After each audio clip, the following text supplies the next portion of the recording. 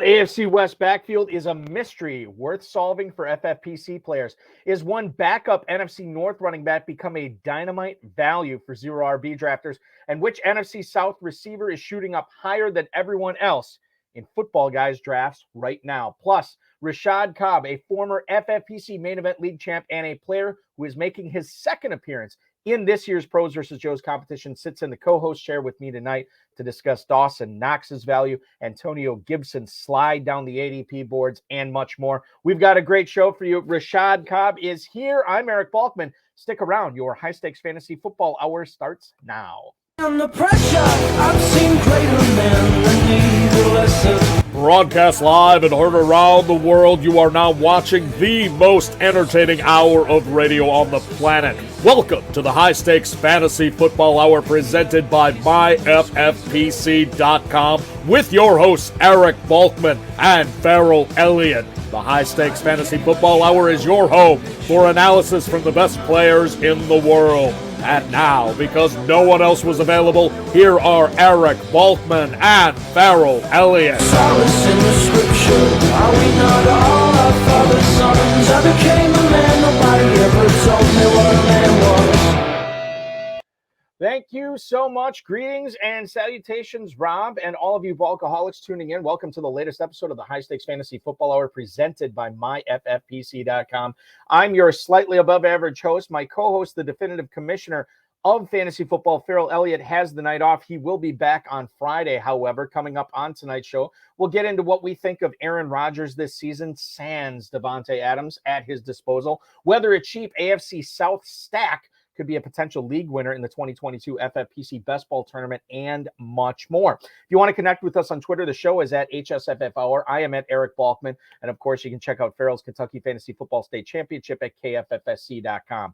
Facebook.com/HSFF Hour is where to reach us. And you can also email the show at highstakesfantasyfootball@gmail.com. If you have any questions for us, send them in now. We'll try to get to all the chat room questions, tweets, and emails in the fantasy feedback segment coming up later on in the show, thanks to our audio engineer and my best friend, Bryce, and of course, our producer and mutual friend, Rob.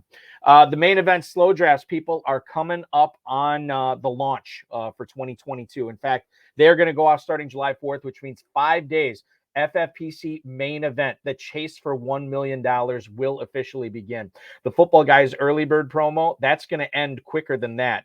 If you want to get a $35 FFPC team credit, tomorrow is the deadline to register. Remember, you can register up to 3 teams. And when you consider getting that $50 discount on the 3-pack for the Football Guys Players Championship, you can get 3 $35 team credits. You want to use those for best ball leagues or whatever you want to do. They're at your disposal. So basically, we're giving you like $155 for free. So make sure you're taking advantage of that.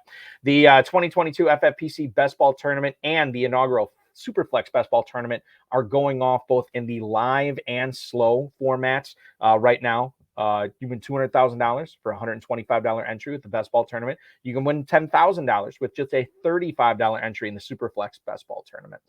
Dynasty Startup still going strong. And of course, check out all the slow, live, and sit and go formats we have for Best Ball options at myffpc.com. The Run to Daylight Championship and the Draft Masters are filling up at kffsc.com. So make sure you're getting involved in those. We encourage that type of behavior on this program. Remember, if you are watching this on Facebook or Twitter, we also do this show live on YouTube. You can watch us there. Remember, I would encourage you to like the channel, subscribe to the channel, comment on the videos, and then, of course, click that little bell so you get notified every single time we go live. Yeah, I know it's normally 10/9 Central on Fridays, but we're doing a special show tonight.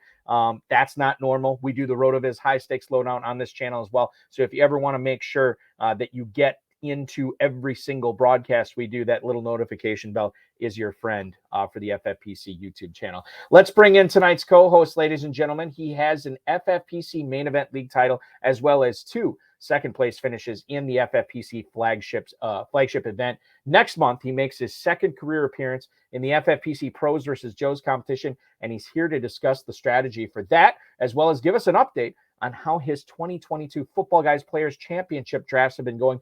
Please welcome into the program, Mr. Rashad Cobb. Rashad, thanks for hanging out with me tonight, man. Appreciate it, dude. Okay, thanks for having me. I really appreciate it. it's weird because you've done so many different formats. Like you've done the Football Guys Players Championship. I know you did the best ball tournament this year.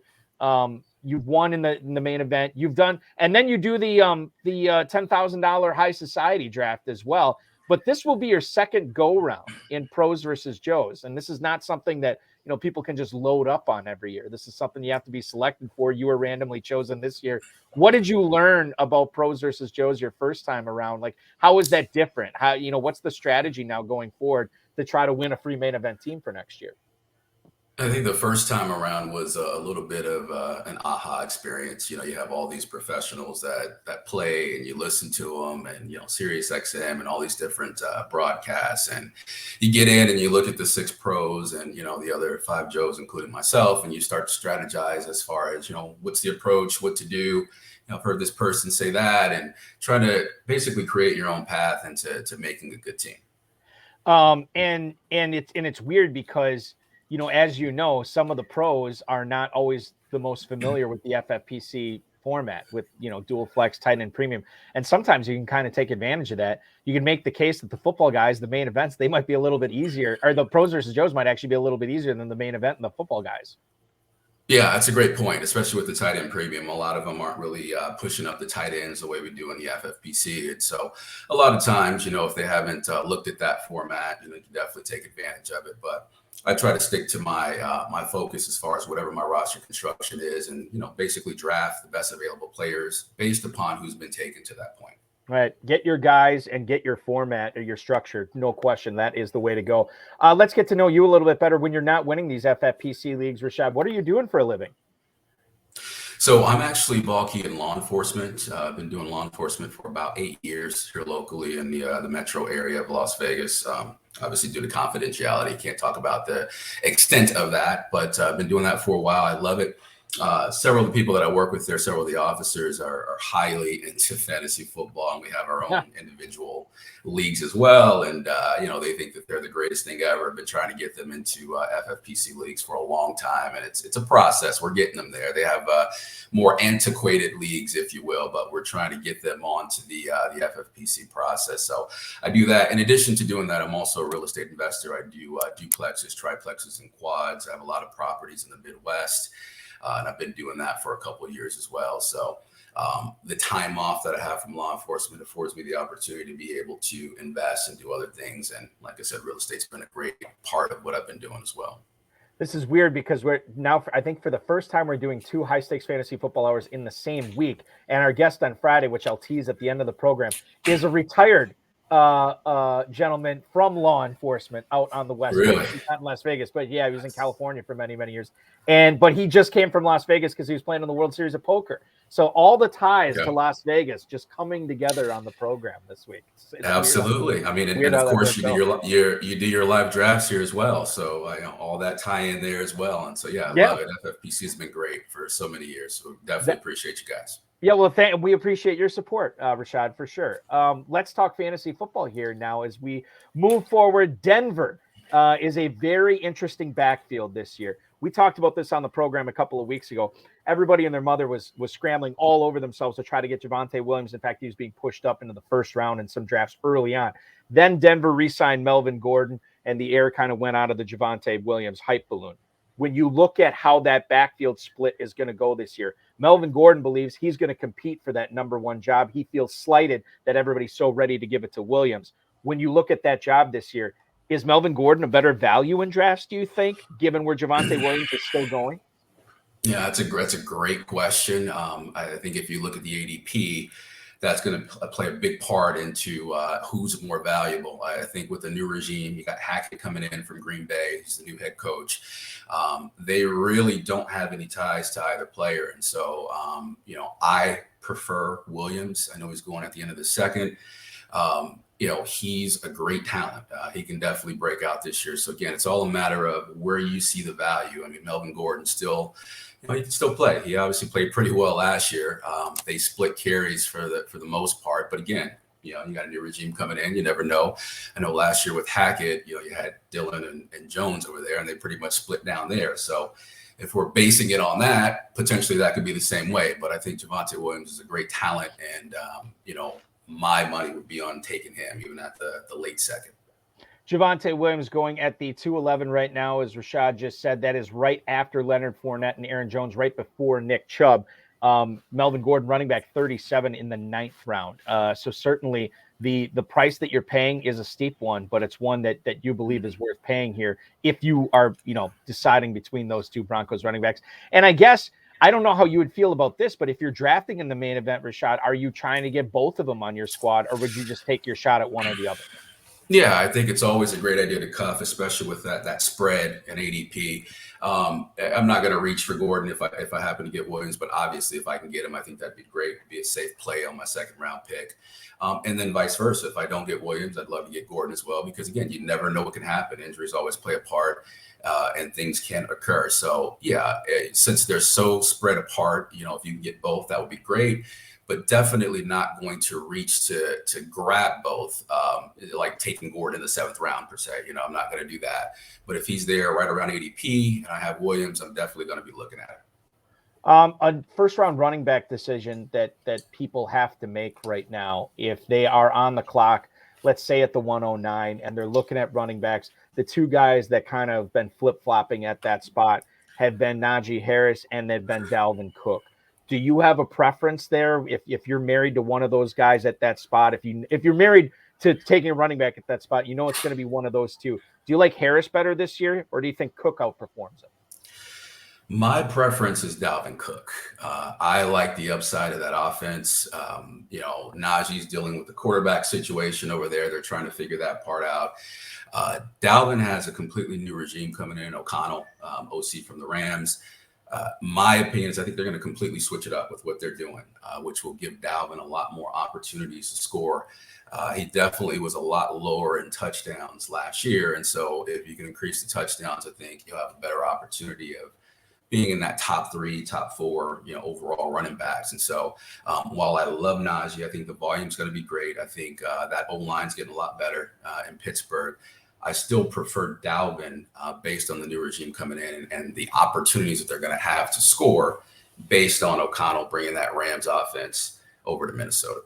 Would you be concerned if for anybody who is looking at Harris, would you be concerned about these reports about him maybe not playing 3rd downs and him maybe used a little bit less, or is that not holding its weight right now for you?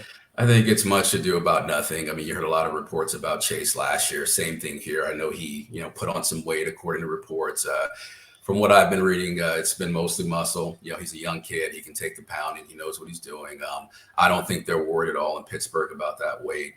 I think that they're both going 8 and 9 right now in ADP. So obviously it's extremely close, but I think Najee's going to be great. It's just my preference between the two is definitely Dalvin as of right now, based on everything that I'm seeing. But Najee's going to be fine as well. I think they're both going to have great seasons, barring injury, of course. Right, barring injury. If you look a little bit further down the ADP here, we have DeAndre Swift going for Football Guys Drafters. And by the way, shout out to Darren Armani from FantasyMojo.com at FantasyMojo on Twitter. All the ADP we cite on the show is through all the great work he does at that website. DeAndre Swift is going at the 203 as running back 7. And I know there's a lot of hype going on with him right now. Rashad, one of my favorite running backs to draft last year was Jamal Williams, when we kind of didn't know what was going to happen with Swift and him in the backfield. And Williams is going super late. He's going even later this year. Jamal Williams is currently running back 57, not going to the mid 14th round.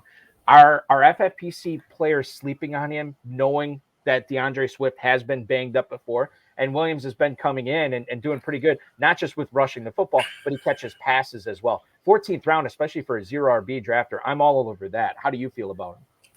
Yeah, I'm with you, Balky. I think that's extremely low for a player of this caliber. I mean, last year, I believe they had about the same rushing attempts. And I know Swift caught a lot of balls, and Swift's a great player. But like you said, there's also injury concerns there as well. Detroit's going to have a great offensive line. I think that they'll have a better chance to compete in the division. Obviously, Packers, Vikings still favored, but Detroit's going to be a better team overall. And so I absolutely think that Williams is going way too low, especially based on the games that he had last year and Swift's tendency to get hurt in his short career. So with the great offensive line, I believe they both played 13 games last year. and how they play. I mean, the fact that they're behind, but that O-line can keep them in the game. I think that he'll be in line to catch some balls, and definitely that value is way too low for Jamal Williams. He's going right after Brian Robinson, the rookie in Washington, and then Deontay Foreman is going right before him. Zamir White, Mark Ingram going immediately after him in the 14th round. So, yeah, I love Williams there. Actually, Zamir White I can get on board with there, and I can get on board with Brian Williams there, too. I think there's some – and Marlon Mack is right in that area, too. Right. Yeah, there's a lot of good value right in that range. I agree with that, Bucky. A lot of good value in that range. But, again, based on what potentially could happen, I think Williams is definitely undervalued for sure. We've been talking a lot about running backs. Let's shift to receivers here, specifically the ones in Los Angeles. Keenan Allen and Mike Williams are the 1 and the 2, or the 1A and the 1B, I guess, for the Chargers this year. As far as I can recall, they've never been this close in ADP. They're basically only being separated by a half round right now between Allen and Williams. Keenan Allen, 305, and then Mike Williams at the 401 as wide receiver 11 and then wide receiver 14. Which Chargers receiver, given that they are going so close, if you could only pick one, which one would you rather have in 2022? This is another tough one, Balky. I love Mike Williams. I think by the time we get to August, though, we're talking, they're probably going to be, as they are now, about 7 or 8 picks apart. They'll probably be a lot closer than probably the top of the third. I think Mike Williams has a lot more upside with Keenan Allen getting older. Touchdown potentials there. Keenan Allen will get more receptions, of course, but those TDs should be there for Mike Williams. There has been some durability concerns with Mike Williams in the past. Same thing with Keenan Allen, but he's kind of gotten over that the last 2 or 3 seasons. I would say at this point, based on where ADP is, for me, it's Mike Williams because of the upside. That team's going to be in scoring position a lot. I love the team. I love the O-line. Obviously love the quarterback. So they're definitely going to be in position to score. I think it's going to come down, again, to roster construction, your tolerance, where ADP is. The potentially of Mike Williams, I think, is huge. And the upside of him potentially being a top 5 wide receiver is there if he stays healthy in this offense. So for me at this point, it's Mike Williams, but obviously everything's pending ADP and where things go. If you're drafting and, let's say you're drafting in the main event or the Football Guys Players Championship, where instead of like Pros versus Joes, you're just trying to beat 11 people, but those contests you're trying to beat thousands. Does it make it seem like Mike Williams is the more slam dunk pick there because of the variance and because of him having, as you said, the more upside than Keenan Allen? Absolutely, no doubt about it. In those situations, you definitely want to do that because, again, he could be a top 5 wide receiver. We could be talking about him in the same ilk as we do, Cooper Kupp this year. A year ago this time, we weren't talking about Cooper Kupp like that. So Mike Williams potentially could be that guy. Keenan Allen's going to be steady. He's reliable, but I don't know necessarily if he'll finish as a wide receiver 1, getting up there in age. So, if you want that, the steady reliability, the 8 and 80, Keenan Allen's your guy, but that upside potentially is going to be with Mike Williams. So yeah, in those formats for sure, I'm definitely going Mike Williams. Yeah, we're always chasing upside. All fantasy owners, definitely for sure, is what we're looking for to try to win national tournaments. Mike Williams definitely represents more of it than Keenan Allen. Shifting over to the eastern side of the country, Rob Gronkowski is retired for now. Chris Godwin is hurt to start the season. What kind of numbers does the guy that Tom Brady reached out to, Russell Gage, and said he wanted him on the team? He said he should sign with Tampa. He did sign with Tampa. I don't know if there's anybody, Rashad, that's been ascending the way Russell Gage has after this Gronkowski retirement announcement. He's up to wide receiver 34 at the 704 right now, past Michael Thomas, past Hunter Renfrow, past DeAndre Hopkins. Gage is going all in front of those guys right now. What numbers do you think he puts up this season with Tom Brady? I think he's going to do well, Balky. But where's this going to stop? We're going to go further and further into the summer. And I think by the time we get to late August, he's probably going to be a lot higher than that. Godwin's probably going to miss, the first 4 games, if not more. Like you said, no Gronkowski, also no Antonio Brown. A lot of people are missing that. I think that this guy absolutely can be a wide receiver too, if not higher. And then the question becomes when Godwin gets back, how long does it take for him to get worked back into the situation? So, when you look at that and the fact that Gage actually had a pretty good year for the Falcons the prior year, like you said, Tom Brady went out, recruited him. I think that he can have an absolutely great season. It's just, again, what are you willing to pay for him? By the time we get to late August, where is this going to be? And when you compare him to the people that may be going in those other rounds, what's the better value? So obviously I loved him a month ago when he was going to round 9, round 10, like you said, and now he's going to round 7.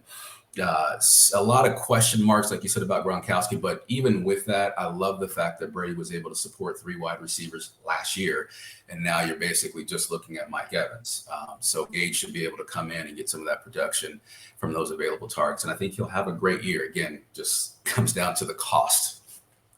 And I think, if I remember correctly, Antonio Brown, when he was still with the Buccaneers, the games he played, I think he was the most targeted wideout over Evans, over Godwin. So Brady definitely was looking for his number 3 receiver, and that should be Russell Gage, even when Godwin comes back.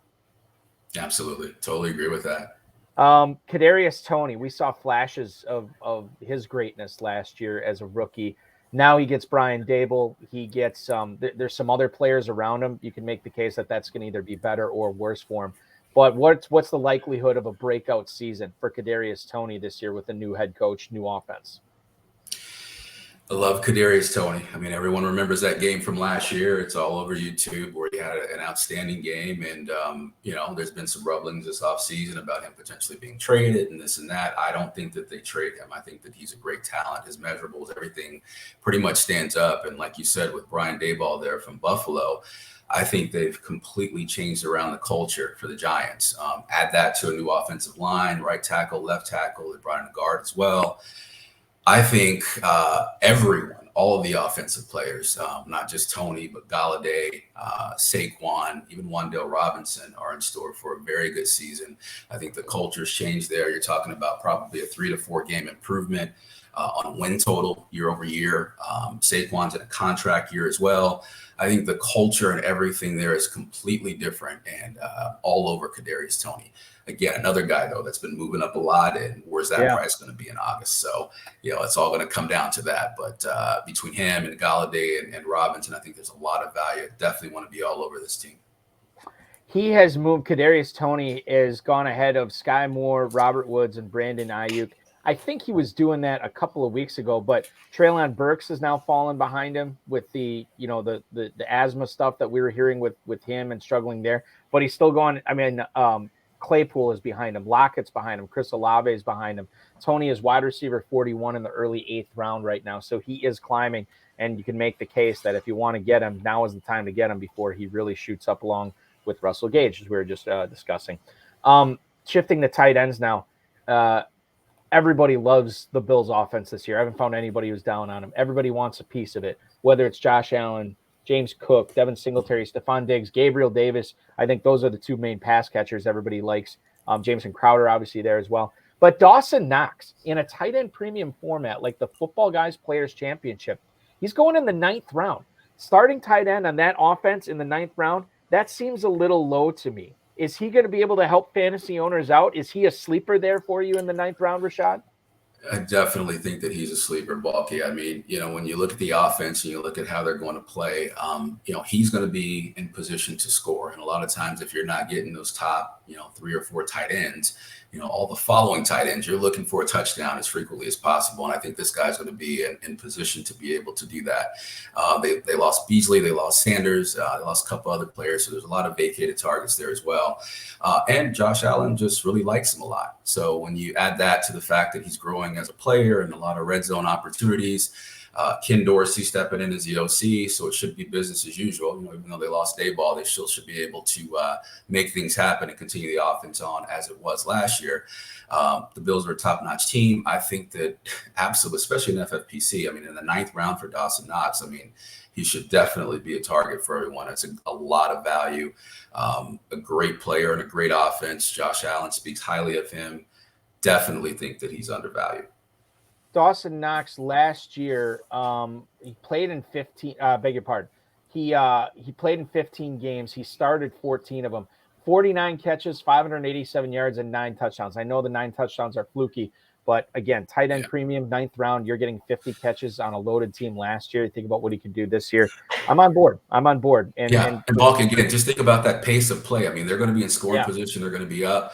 He's going to have the opportunity. So even if you look at those numbers and you don't like the receptions, obviously the touchdowns are there. And like you said, that's That can be fluky. You can go up, you can go down. However, you put yourself in a position to get more. And at that price, that value is unbelievable. Dawson Knox, tight end 11. So even if you wait on tight end and let everybody take tight ends before you could still get a top 12 tight end in the 9th round. He's sandwiched right now between Pat Freiermuth in Pittsburgh, and then Cole Kmet is going literally right behind him as tight end 12 at the 905. Let's get to a couple of emails for you tonight, Rashad. The first one is Lou in Ann Arbor, Michigan. What are the chances that Deontay Johnson's numbers are even better with Mitchell Trubisky this year instead of Big Ben? Interesting question, and thank you for the email, Lou. As I look at what Deontay Johnson put up last year with the corpse of Ben Roethlisberger throwing to him, he had 107 catches, he had 1,161 yards, and he got in the end zone 8 times. Likelihood that he's going to improve on those numbers with Trubisky now this year? It's possible, Balky, based on what you said. Again, Roethlisberger was not the best quarterback last year, and I know you bring in Trubisky and you got Pickett there. Trubisky can potentially get it done. They wouldn't got him for a reason. And Deontay Johnson, to me, is the best wide receiver on that team. He separates better than anyone else. So I think the likelihood is absolutely there. He's not falling for me at all. That team is a well-oiled machine. They've always done things a certain way. And so when you think about how they play, I absolutely think that he's going to have the opportunity to still be able to produce the way that he's produced in the past. And it could potentially be an upgrade at quarterback. Let's see how that goes. It could be a better situation. So, yes, the answer to that question, I absolutely think that he can perform the same way, if not better. Do you worry about, because Roethlisberger's arm strength was pretty sapped last season, and I feel like that's part of the reason Freiermuth had a pretty good, successful rookie tight end season. I think part of it is that he was looking for Johnson, too, who did not run the 9 routes as much as a guy like, say, Chase Claypool did, James Washington, who was there last year. Would you be concerned at all about Johnson maybe being penalized because Trubisky can spray the ball around the field a little bit more than Roethlisberger could? He may be able to, but I also think that he's a quick dunk quarterback as well, too. And if Deontay Johnson can get open quickly, slants, curls, things of that sort, and if he's just the best wide receiver, I think Trubisky will definitely key in on him. So, there's a lot of opportunity there. But when you really look at the metrics, to me, Deontay Johnson is the best wide receiver on the team. And the Pittsburgh Steelers feel the same way about that. So I think they're going to dial up plays to get him the ball. And I think it'll pretty much be business as usual, if not better, because the quarterback situation will be better. As a guy who has a lot of Deontay Johnson dynasty shares, I'm thrilled to hear you say that. That is music to my ears, Rashad. Let's move on and talk Andrew in Cleveland. He writes, Antonio Gibson continues to plunge down into the 5th and sometimes 6th rounds in my football guys drafts. How big of a value is he there, or should I keep letting him slide further? Thank you. That is Andrew in Cleveland. Thank you, Andrew, for listing and emailing. As I look at Antonio Gibson in his current ADP over the last 5 days in the Football Guys Players Championship, 509 right now. J.K. Dobbins, David Montgomery solidly ahead of him, and he's at risk of having Josh Jacobs and Elijah Mitchell pass him right now. I don't know how you feel about him at the end of the 5th, Rashad. What do you think? Well, Balky, when I look at it, I always look at the history of the situation as well, too. And last year, Antonio Gibson was going, 2nd round. Year before that, I believe he was going into 1st round. Now we're talking, late 4th, early 5th. To me, he's still the starter in that offense. He's still going to be the guy. Brian Robinson comes in, McKissick comes in. They both play. I totally understand that. But when you talk about going from a 2nd rounder to a 5th rounder on a Ron Rivera team, and, what some would view as an upgraded quarterback with Wentz, I think the defense obviously is going to be better too. They took a step back last year, but I think the defense is going to be better. So they're going to compete in the division, in my opinion. But I think if they're in scoring position more, which I believe they will be, they just signed Mcclure as well. I think that he's a great value in the 5th round, again, relative to the ADP based on where he's been going the last 2 years. So I'm not going to look at the lack of touchdowns from the years prior. He was still the man for the most part. PPR, I believe he was still in the top 24 overall on a points per game basis. So in the 5th round, I'm definitely going to be looking at him. If you're talking Balky, middle 2nd, late 1st, then it's a different conversation. But at the 5th, same thing with CEH, same thing with Miles Sanders. To me, that's a good value. Yeah, and I brought this up as long as you're going to bring up Edwards-Helaire and Sanders. these are the guys that like zero RB guys dream of being there in like the 5th and the 6th round. Like if you go heavy on receiver and tight end, maybe grab a quarterback instead of a tight end early, and you can get your, as your top running back, Gibson or Edwards-Helaire, or Miles Sanders, Josh Jacobs, like any of those guys, I think you're doing it right. And I'm sure I'll have a couple of those teams this year as well. Moment of truth. Normally Farrell asks this, but I get to ask it this week. Can you tell the listeners and the viewers here, Rashad, one player that you really are targeting to get on as many squads as possible this year, and then another player that you're pretty sure, unless he falls like precipitously, there's no way that you're going to have any shares of him on your squads? Yeah, wow. The player that I would say that I want the most, going back to what we were talking about earlier, Balky, when we were discussing Kadarius Toney, is absolutely Saquon Barkley. It's clearly Barkley. And it's Barkley because, again, contract year, Brian Daboll's in town, new offensive line, a year removed from that ACL. When you look at Saquon, I don't think there's any denying that he is probably the most talented running back in the NFL. Generational talent, great as far as specs go. Well, we saw him do it in his rookie year. Obviously, the last couple of years have been bad based on injury. But if this guy can stay healthy, I don't see why he can't be a top 5 running back. And with where he's going as of right now, I see the value in that. And I'm definitely pushing to get him where I can get him. I'm just of the belief that, he's going to have a good year and he's going to stay healthy this year. And the new offense and, the new regime coming in, that new O-line is going to open up some things for him. He's lining up on the outside. He's going to catch more balls. Obviously, all pending injuries. I think that he can absolutely be a top 5 running back, if not higher. And I think he's going to have a really good year. This is a guy that wasn't too long ago, number 1, that he was like the 1st or 2nd overall pick in fantasy drafts. And it wasn't too long ago in drafting season. This guy was kind of slipping to the early 4th round in some drafts, which is pretty crazy. And now he's gone up, obviously it is being like at the 204 right now. Could go up even further. We shall see. I said I was on with the Rotor Baller guys on Monday this week on Sirius XM Fantasy Sports Radio. And we were talking about, since the glamour shots of Saquon Barkley have been going around Twitter with just like the cut, 6-pack and the quads and everything, all of a sudden his ADP is going up again a little bit. It's weird how that works, but it is what it is. It's funny. And I think it'll continue to go up, Balky. I think as word gets out and we get closer to August, people will start looking at things, and there'll be those skeptics that will always say, nope, he screwed me over for 2 years. I'm not doing it. Doesn't matter. I have to see it first. I get that. But we're forecasting here, right? And if we're forecasting and we see the new regime and the new offensive line, we have to also forecast that maybe this guy stays healthy. And if he does stay healthy, where is he? If he stays healthy, I think that he absolutely can be an outstanding pick and return value where he's going in ADP. You're all over Barkley in the early 2nd. Who's a player that you are for sure out on this year, Rashad? It's a tough one because I like the team. I actually like the player. I think he's outstanding. But A.J. Brown, 3.5. That's just I like him. I just feel like and I think that team's going to win the division. Actually, I love the Eagles. I just see them more as a running team. Hurts is getting better. He's definitely becoming a better passer. But I'm a little concerned at 3.5 when you look at the other players going around A.J. Brown. I'd much rather have a Pittman. I'd much rather have a Keenan Allen or Mike Williams in particular.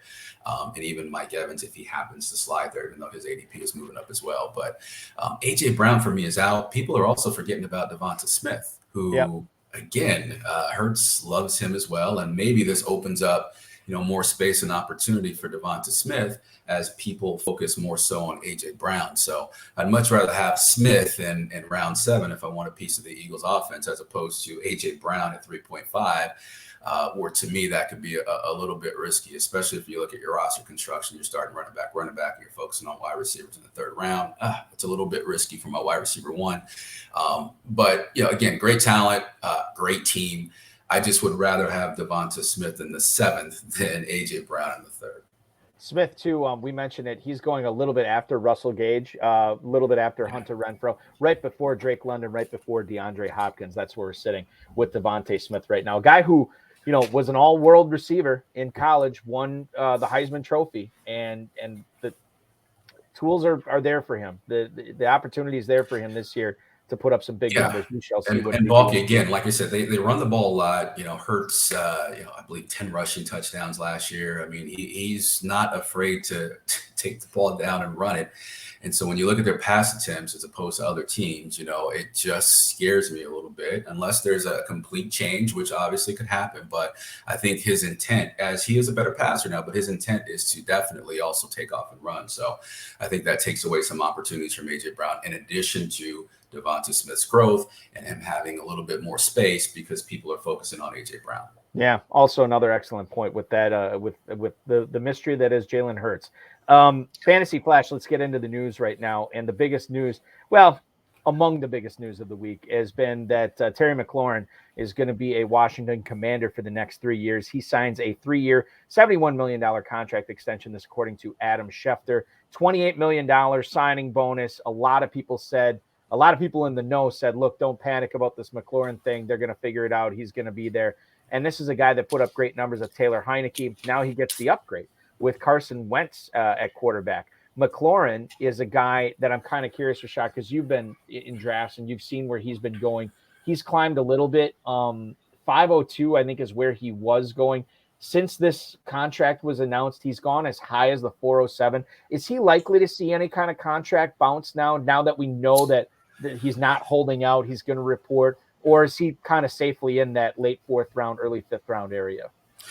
I like him a lot, Balky. I think now that he's been paid, he'll show up. He'll start to build that timing with Wentz. Again, Terry McLaurin, another person that was going much higher the last 2 years. So how soon we forget, when they start to dip and things of that sort. I love him. Like I said, I think the defense is going to be better, which in turn will create more opportunities for the offense. I actually like him a little bit higher than ADP, especially now that he's been paid. And like I said, you can get in, start working with Wentz. A lot of play action. I'm a big fan of Ron Rivera and how he runs his teams overall. And so I think they're going to be in some scoring opportunities themselves. Jahan Dotson, great, but a rookie. Curtis Samuel, will he be healthy the whole year?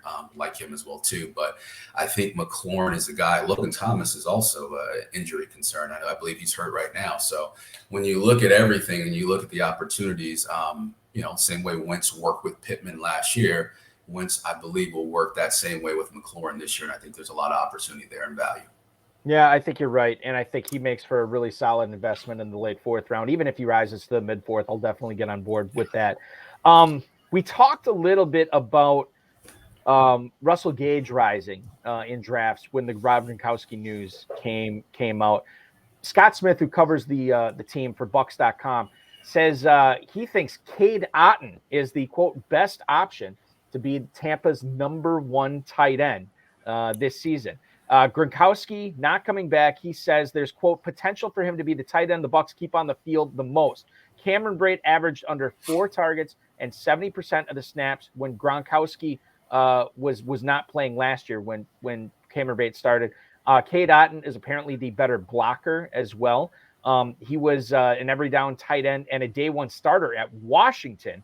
Otton is recovering from surgery right now, but he'll be 8 months recovered from that. This is a player that was not being selected at all over the last 5 days in the Football Guys Players Championship. That has changed now. He's now going tight end 42. He's creeped into the 19th round. I would expect that to increase, especially after this report. I'm not getting super excited about this. I'm still more of a believer in Cameron Brate since he's basically dirt cheap there right now as well. But as a throwaway flyer, 19th round, I'm on board. Are you liking Cade Otton more than I am, Rashad? Yeah, very same concept, Balky. I like him, but I like him late. We all know with rookie tight ends, even Pitts last year, they usually don't perform well, year 1. I know you got Tom Brady, the greatest quarterback of all time, but, I'm not really sold all the way on Otton. Definitely worth a flyer, not my tight end 1, for sure, not my tight end 1. Brate was definitely lackluster in the games that Gronk didn't play last year as well. So you never know. But as far as the tight end and for the Tampa Bay Buccaneers, you definitely want to play that position because whoever that is, they're going to have opportunities. It's just it may be more of a committee. Otton's definitely worth the flyer late, though. But as far as at this point, until we get a little bit more information, it's hard to say how that's going to play out. I think if you, let's say, wait on tight end and maybe you get like a top 10, like a top 12 guy, and then maybe like a top 16 guy, Cade Otton he would make it for a nice number 3 tight end late. Absolutely. on those football guys. Totally agree. Alvin Kamara is, quote, bracing for a suspension of at least 6 games, according to Mike Florio from Pro Football Talk. He actually, at the Pro Bowl last year, threw some punches and facing felony battery charges. The question is, for Florio, when this suspension, it's not if it's going to happen, but it's going to be a question of when it's actually going to be enacted. The NFL historically has waited for the criminal process to be done before they impose their own discipline via their personal conduct policy that's in the CBA. Kamara, running back 15 at the 306. Now, he has fallen. How do you handle him, Rashad, if you're drafting him right now? Are you just assuming that there is going to be a suspension this year? Is that baked into his ADP? Or are you drafting him in the mid-third round, hoping that there's no suspension in 2022 and it maybe holds off till 2023? Yeah, on this one, Balky, I'm out. It just seems very risky, even in the third for me. From my understanding, there's video that has not come out yet. And my question would be, once that video comes out, how bad does this get? Right. And so, third round is very risky. There's a lot of other great players going in that same area. Obviously, Balky, if he falls to, a little bit further than that, people start getting more concerned, and maybe you can take a chance a little bit later. But in the third round, I'm pretty much out. Definitely looking at some of the backups there to see what's going to happen. I believe the case is now happening in August, if I'm not mistaken, and who knows what's going to happen at that time and if the league will make a decision. We'll be drafted heavily around that time. So right, again, yeah. a lot is to be determined. I just think right now it's very risky if you're taking them at that spot with a pending 6 plus potential suspension. So, not to mention the Dennis Allen thing. I know you still got Carmichael there as the OC, and you got Jameis still trying to find himself, but there's a lot of uncertainty with Sean Payton out there as well too. So we need to look at that. Kamara is a great talent, but the suspension is definitely risky. If you look at something similar, for example, DeAndre Hopkins, he's missing, I believe, 6 games, and he's not going in the third round, right? I believe he's going in the 6th or 7th. So I get running backs are valuable, but third round, 6-game potential suspension, if not more, very risky to me. Is there any value for you in getting a guy like Mark Ingram, Devine Ozigbo, Abram Smith, the rookie, Tony Jones? Is there any value in these guys late? Yeah, absolutely. I definitely move them up because I'm pending this to happen. So definitely moving Mark Ingram up about a round or so. Same thing with Abram Smith, moving him up a little bit because I definitely want to be on those guys in the event that this gets a lot worse than what we think. Even with the 6 games out, those guys can have potential production in those 6 weeks and really help your team out a lot. So I'm definitely focusing on those guys in anticipation of what's about to happen with Kamara. Abram Smith has an ADP of 1807, running back 75, so he's basically free right now. Mark Ingram is going running back 59 in the 14th round too. So again, if you're believing that Kamara is going to be suspended for 6 games, Ingram in the 14th round and Abram Smith late make a lot of sense as guys that you can use them when the suspension's done.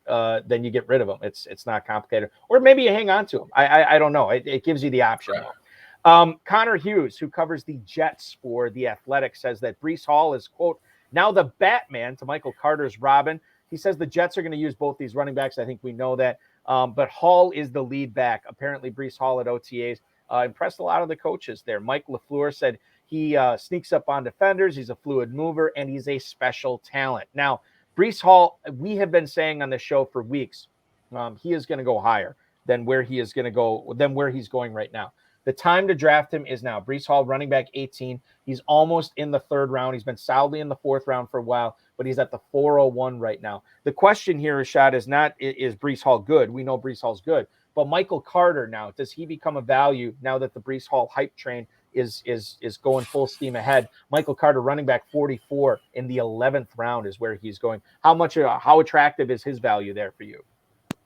I think it's very attractive. Remember, they just took him the year prior, and they pretty much leaned on him at the end of the second half of the season. So, again, it's all about value. And so because of this news, because of the noise, because of the fact that Breece Hall will definitely be a 3rd-round pick come August, if not higher, what you should do at that point is start looking at the value of the other player. And the other player in this case is Michael Carter, and he's probably going to get pushed back and overlooked because of all the hype for Breece Hall.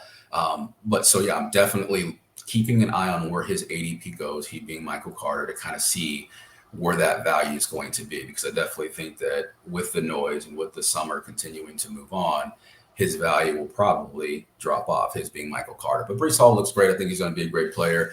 I think it's warranted where he's going right now. Love him obviously a lot more in Dynasty, but I think they're gonna share. But Breece Hall, like they said here, he's going to be the main guy, and I think he's going to have a good season. But definitely the value on Michael Carter is something to look at as the weeks go on. Are you pretty bullish on the Jets offense in general this year with Elijah Moore a year older? They still got Corey Davis. They get Garrett Wilson. Obviously, Zach Wilson, they're hoping take another step forward. Are you bullish on the Jets offense, Rashad? I am. I think they had a very good draft. I think Zach Wilson will continue to progress as well. Like you mentioned, Garrett Wilson's there. I love Elijah Moore. I think that he has a great opportunity to be a very, very good wide receiver. And people forget about Corey Davis all the time. And right. So I think overall they're going to be a pretty good team. And as they continue to progress, very similar to how the Giants are going to progress, I think that people will wake up, and a lot of these players that we're looking at right now, next year, we'll be looking at them a lot higher. But yeah, I definitely do like the Jets and where they're going. Like I said, they're an amazing draft, particularly on defense. They're getting better. And I think in the long haul, they're going to be a very good team. And I do like Zach Wilson as long as he continues to progress. And all reports are so far that it looks like he's headed in the right direction. He has a lot of good intangibles. And so with Garrett Wilson there, with the fact that you do have, Elijah Moore, Corey Davis, Uzomah, I believe at the tight end, yep. You have the weapons there to be successful. The defense should be better as well. The O-line's getting better. And so I think that they're going to progress. So absolutely, definitely all in on that. Let's get to a couple more emails here as long as we got some time. Alan in Chester Heights, PA. Hey, boys, with this Chris Carson injury, am I better off grabbing Rashad Penny or Ken Walker in my drafts? Keep up the great work. That is Alan in Chester Heights, Pennsylvania. So Rashad Penny, just look this up. We've been getting reports that it sounds like he is going to – it's like this is his job to lose, at least to start the season.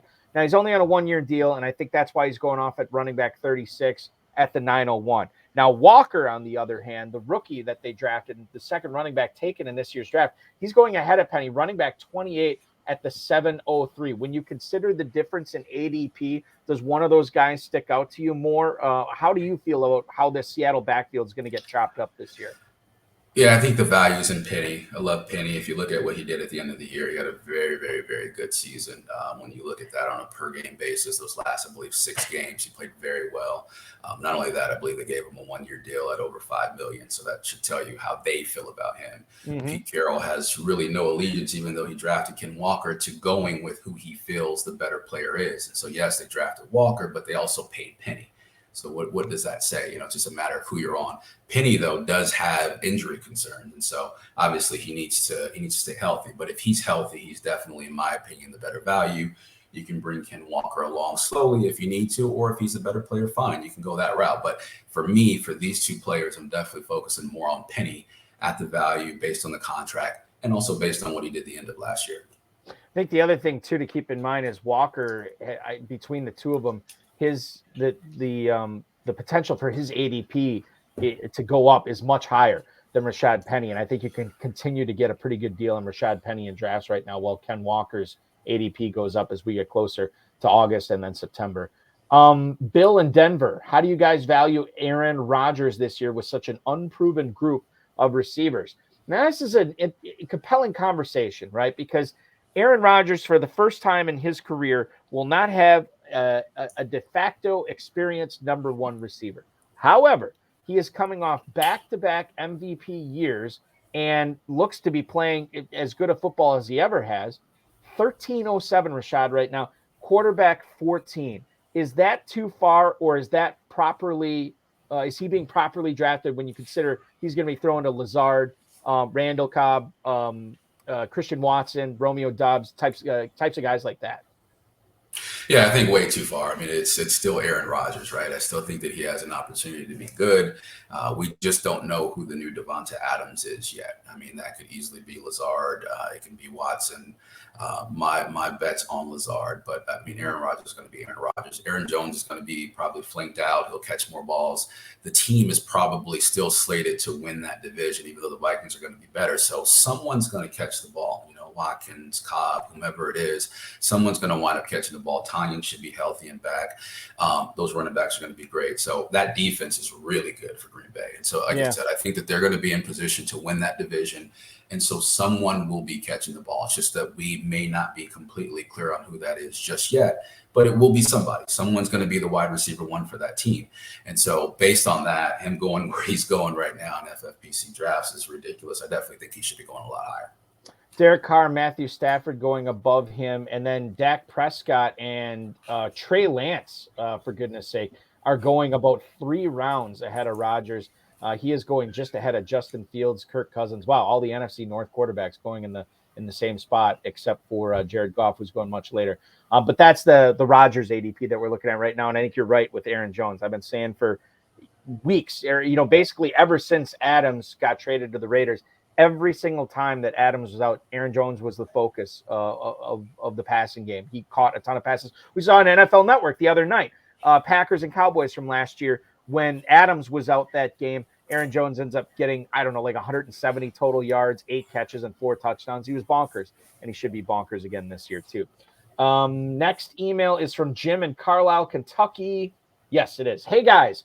All my buddies keep talking about Tyreek Hill and Jalen Waddle, but I think there's a lot to like about Mike Gesicki this year, too. What do you think? That is Jim in Carlisle, Kentucky.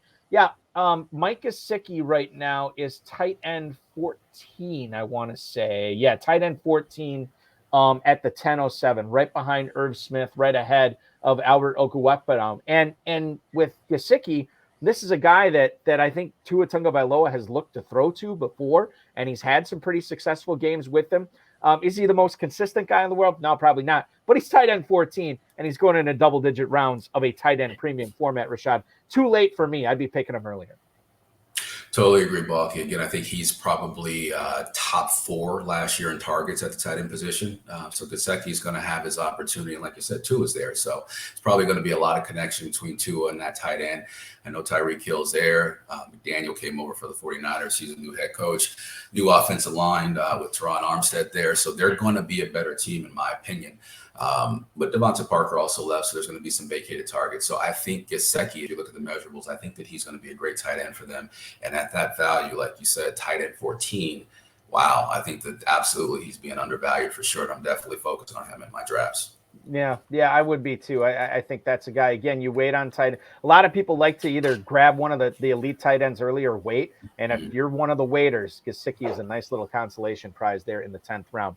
One more email for you, Rashad, tonight that we will do is from Sam in Philly. Hey, HSFF Our Heroes. I seem to be getting the Matt Ryan, Paris Campbell stack a lot in my FFPC best ball leagues. Is that a worthwhile one to target this year? That's Sam in Philadelphia. Thank you for the email, Sam. And I'll tell you this, because it is Paris Campbell and Matt Ryan, Rashad, I don't know about you, but I don't necessarily have to target this stack to get it. I mean, Matt Ryan in the Football Guys Players Championship, he's a 17th round pick as quarterback 19.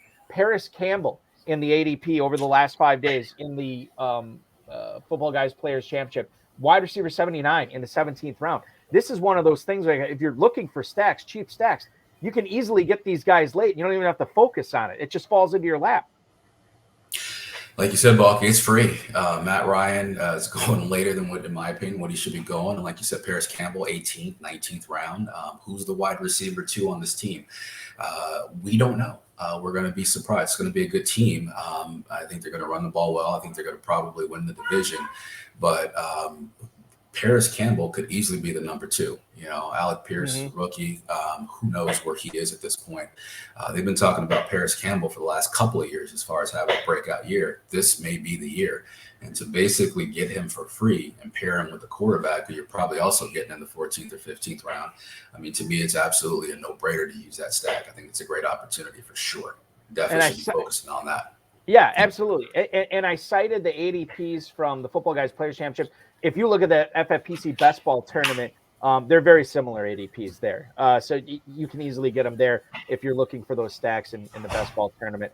Rashad, it has been a pleasure talking fantasy football with you tonight. Really enjoyed it. Have you reached out, or has Darren Armani reached out to you? Do you know which date you're going to be drafting in Pros versus Joes yet? Bucky, I don't know as of yet. He sent me the initial email just letting me know Right. what the options were, and I sent some information back to him. So I believe it's still outstanding as far as which day, but I'm definitely looking forward to it. It will be one of the live ones, which is the one that I requested. So yeah, I'm looking forward to it, and it's going to be a great time. Regardless of what date it is, we're broadcasting all the live ones right on here. If you want to pop in during your draft, we'd love to have you back, get some live analysis, maybe make a pick or two on the clock. We'd love to see it. We'd love to have you back on the show. Thank you so much for spending this Wednesday night with me, man. And good luck in the main event, trying to win that $1 million. And of course, in that $10,000 buy-in in the high society. Always a fun draft as well. Balky, thanks for having me. I really appreciate it.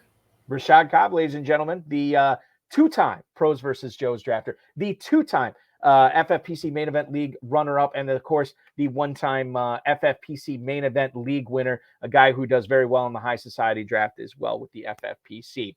I want to thank him. I want to thank the FFPC. I want to thank Rob, Bryce, and of course, each and every one of you for hanging out with us on this Wednesday evening. Now, you say, okay, Balky, you did the show on Wednesday. Does that mean there's not a show on Friday? Incorrect. There is no show next week. I'm going to be gone and in some bad internet territory, so I didn't want to do a show next week. So we're doing 2 of them this week. So we will be back on Friday, 10/9 Central. Not only will Farrell Elliott be back with me, but $200,000 high-stakes winner and 4-time FFPC league winner Duke Viveros will be on this program. Guy who's very accomplished in the high-stakes industry, pro poker player. And he is just like we were talking with Rashad earlier, just got back from the World Series of Poker. He might have some stories from that as well. He's going to join us at 10/9 Central on Friday.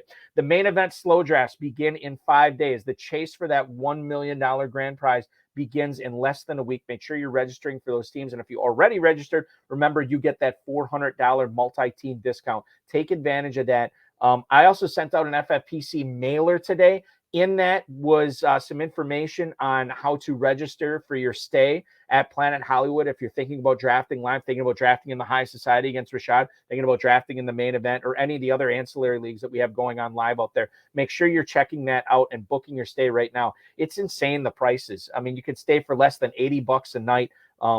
Thursday, I beg your pardon, Tuesday, Wednesday, Thursday, and then Friday and Saturday night, you'll get a room on the strip for less than $180. You can't beat that. Resort fees way cheaper than what you'd get if you weren't booking with the FFPC discount. There's a link in there. Make sure you're booking through that and join us out in Las Vegas this year. It's going to be a great time, as it always is.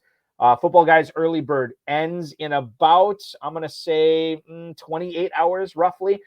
So make sure that if you are thinking about playing in the Football Guys Players Championship for that $500,000 grand prize, you register now before or by June 30th, and then you draft those teams prior to July 15th. That's when you start getting those FFPC $35 free team credits onto your account. You get those up to 3 of those. It's free teams. Take advantage. Trust me, it's worth it. The 2022 FFPC Best Ball Tournament and the 2022 inaugural Superflex Best Ball Tournament continues to fill up there. Make sure you're drafting in those leagues. You don't have to wait long. They're filling daily. There's always some action going on there. And you can win $200,000 or $10,000 depending upon your buy-in in those tournaments. $200,000 in the Best Ball Tournament, $10,000 in the Superflex Tournament. The Dynasty startups are still available at myffpc.com. And then, of course, plenty of slow, live, and sit-and-go best ball options. Terminator format, varsity format, the list goes on and on. We have a league for you at myffpc.com. So does the Kentucky Fantasy Football State Championship, as you can register not only for the Run to Daylight Championship, but the Draft Masters there, as well as the Kentucky Fantasy Football State Championship main event, a $25,000 grand prize there. And of course, my shameless plug, remember to like, subscribe, comment, and get notified on the FFPC YouTube channel. We want to make sure that you don't miss anything that we have on this program. Not necessarily for me, but for all the talented players like Rashad Cobb we had on tonight. Those are the people we want to make sure they're getting their voices out there. We want to give them a way to get their message out there, a way for them to be exposed as really talented fantasy football players. It's what this show is all about. It's what it's always been about. It's what it will continue to be about. Thank you so much for watching. Your Thursday starts now, and we will see you on Friday.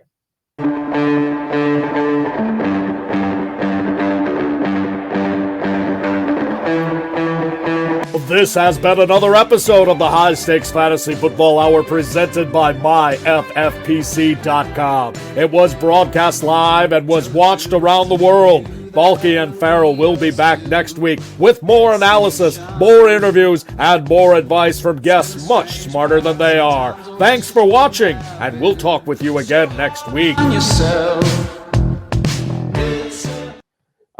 And shameless plug too, if you are looking to draft yet tonight, use this knowledge that you've seen. Make sure you're going on right now at myffpc.com.